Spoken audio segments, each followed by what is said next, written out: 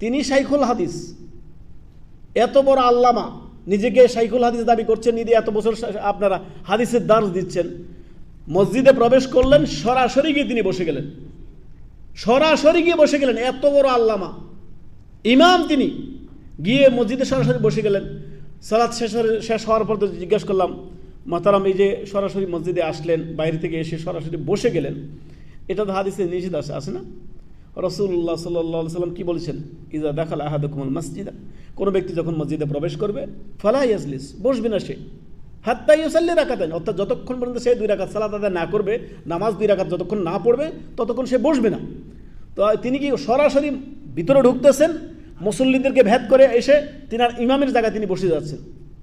বসে যাওয়ার পরে মুয়াজ্জিন আপনার একামত দিচ্ছেন, একামত দেওয়ার সময় ওঠে না, বসে থাকে। হাইয়া আলাস সালাহ, হাইয়া আলাল ফালাহ যখন বলবে তখন লাফ দিয়ে উঠে দাঁড়ায়।